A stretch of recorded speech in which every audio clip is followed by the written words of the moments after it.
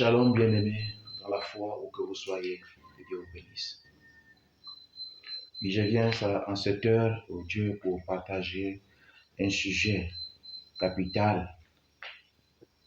Et ce sujet ne va pas seulement à l'endroit de ceux qui, de croyants, mais cela aussi va aussi à l'endroit de ceux qui ne croient pas encore. Et surtout eux qui ne croient pas encore. Ce matin, je voulais partager de ce sujet, n'est-ce pas, de la vie.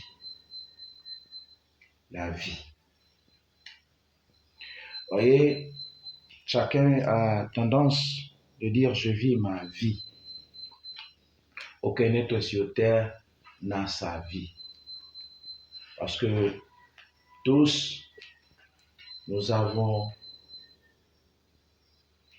un créateur, c'est-à-dire celui qui nous a fait don de cette vie. Encore une fois, que Dieu vous bénisse. C'est votre frère Florent Boulingui depuis Tchubanga à Pola pour vous servir.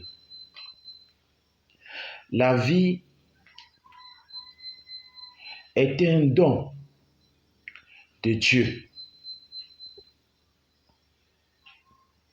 Et si Dieu t'a fait don de vie,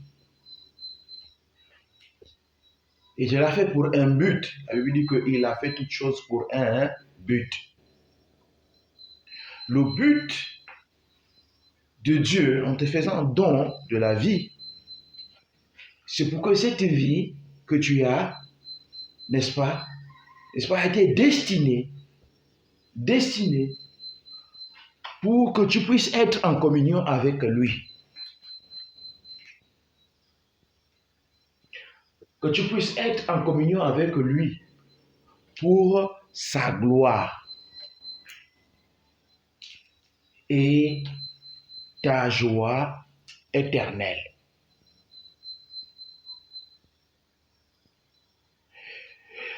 La Bible dit que nous avons été faits par lui et pour lui. Vivre sa vie, comme on a l'habitude de dire, n'a aucun sens, n'a aucune valeur éternelle. Cette vie n'a aucune valeur éternelle.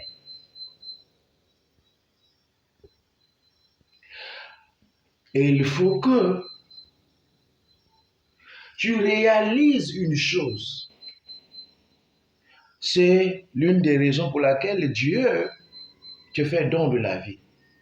Pour que tu réalises que ton appel, que tu sais déjà, pour toi le croyant, que tu es lumière du monde et qu'en tant que tel, tu dois luire. Mais comment est-ce que, en tant que lumière du monde, tu peux briller si la lampe que tu as n'a pas d'huile?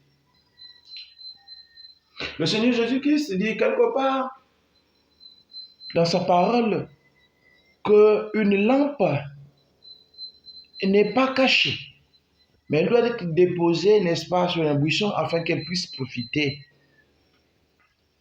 n'est-ce pas, l'environnement où elle est posée ou exposée. Ah, je parle à toi, mon frère croyant. Ta lampe ne doit pas être cachée, mais elle doit profiter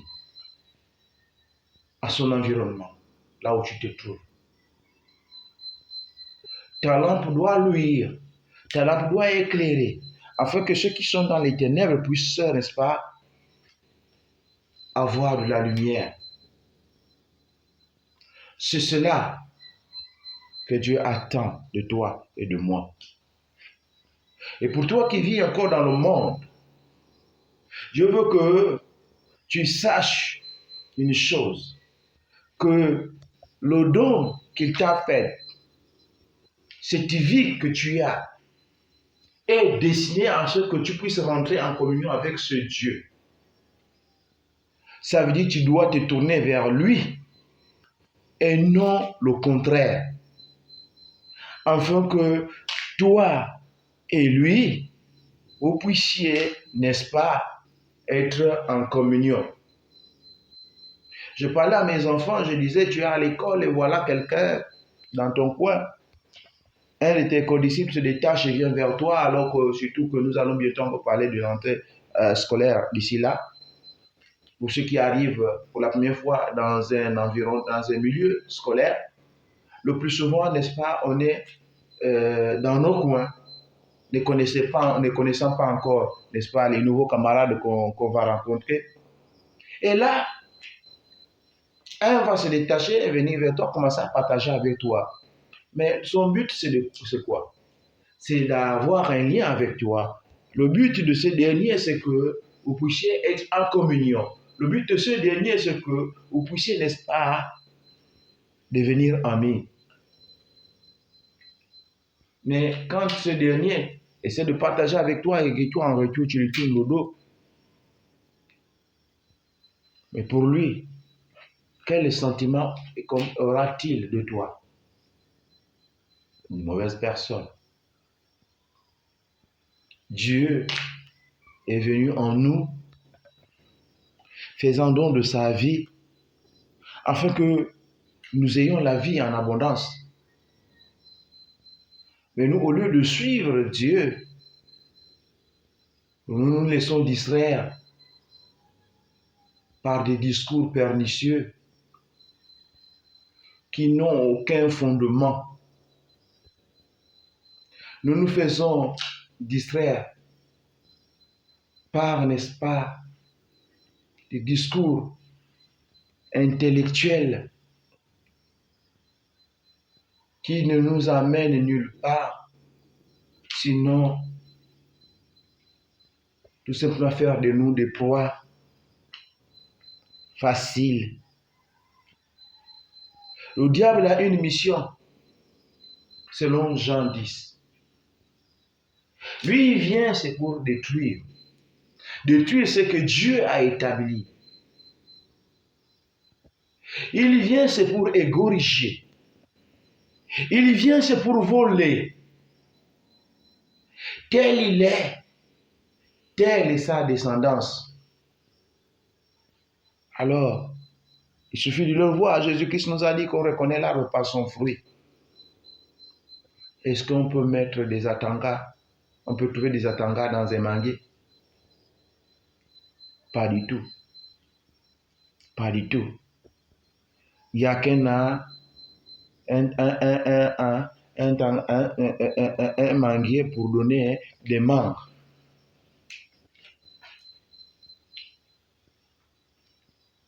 C'est comme Dieu, il n'y a que Dieu pour donner des dieux. La Bible dit que vous êtes des dieux. Et pourtant, vous mourrez comme de quelqu'un d'autre.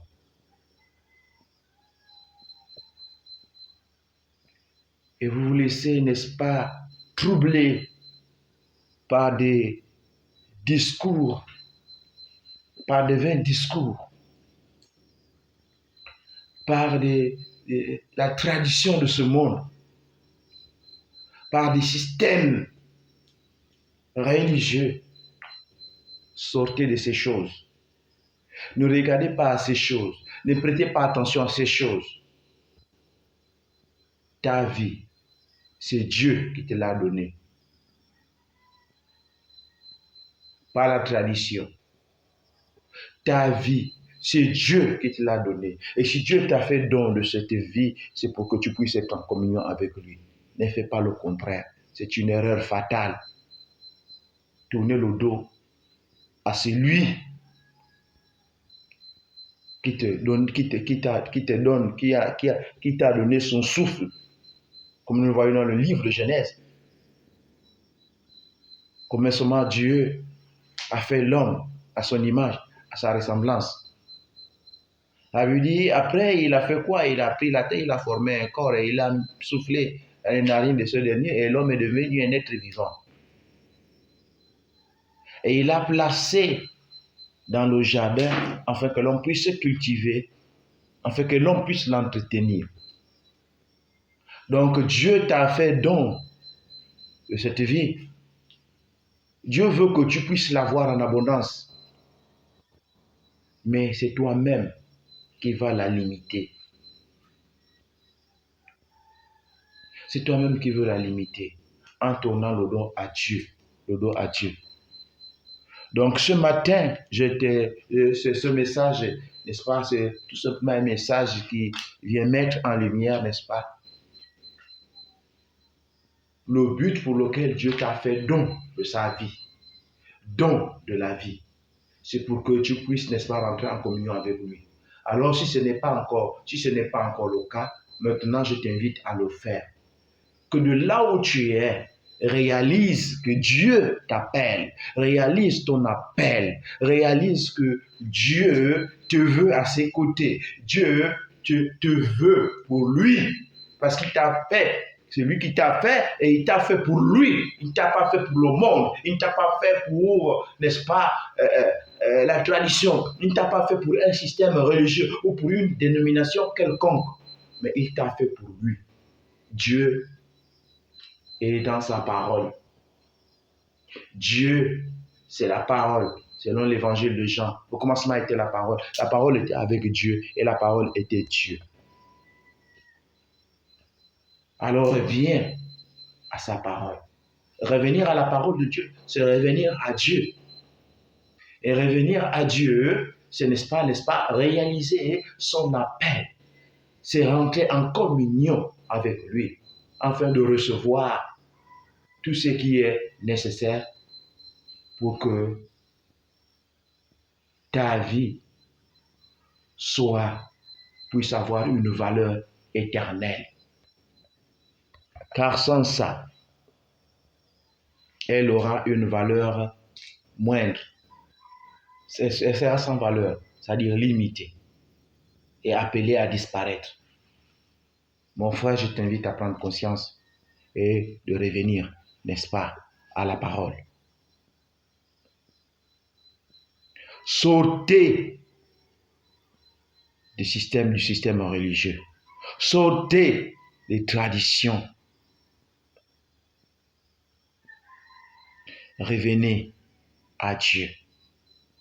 Au nom du Seigneur Jésus-Christ. Amen.